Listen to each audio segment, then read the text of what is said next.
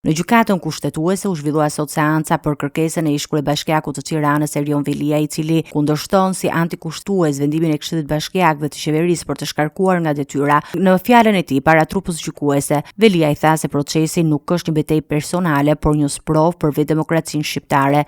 Demokracinë për cilën si unë ashtu dhe ju të nderuar gjyqtar, jemi betuar kur kemi marrë detyrat tona respektive që ta mbrojmë, jo në letër, por me veprim, edhe këtu, edhe sot. Ky mandat nuk është mandati im. Ky mandat është një beslidhje publike, një kontratë që qytetarët e Tiranës më kanë dhënë me vullnetin e tyre si njerëz të lirë. Kjo beslidhje është nderi i jetës sime.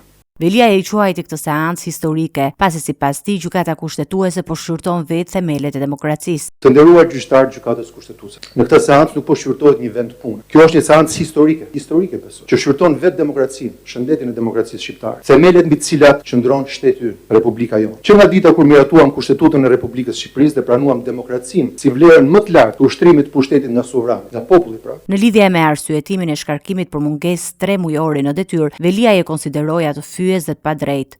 Dhe kur beson që t'i dhënë gjithçka për këtë mandat të qytetarëve, vjen arsye për cilën të largojnë nga detyra. Dhe citoj: mos prezenca në detyrë për më shumë se 3 muaj.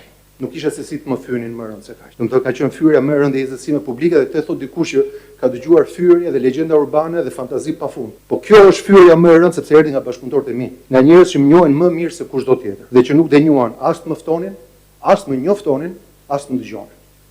Ngjan si një mesazh se në këtë vend sundon dëshira dhe vullneti politik, po jo ligji.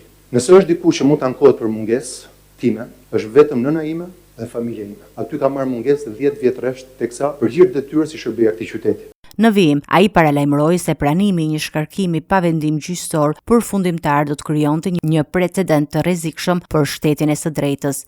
Me forcën disproporcionale të vetë këtij shteti që më kërkon llogari pse nuk vi pasi më ka privuar lirin. Në finale, e nderuar gjykat, nëse pranohet që një kryebashkiak i zgjedhur me votën e popullit mund të hiqet nga detyra pa vendim të formës prerë, atëherë nga nesër çdo qytet, çdo bashki dhe çdo mandat popullor mund të bjerë prej vendimeve politike të momentit. Në atë çast zgjedhjet e humbasin kuptimin, vota e humbet peshën, sovraniteti qytetar zvendçohet nga vullneti i atyre që duan të sundojnë në emër të ligjit, por duke përmbysur vetë ligjin. Kjo nuk është demokraci.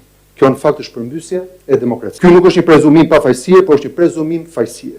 Dhe aty ku pafajësia zvendçohet nga paragjykimi, drejtësia pushon se ekzistuari.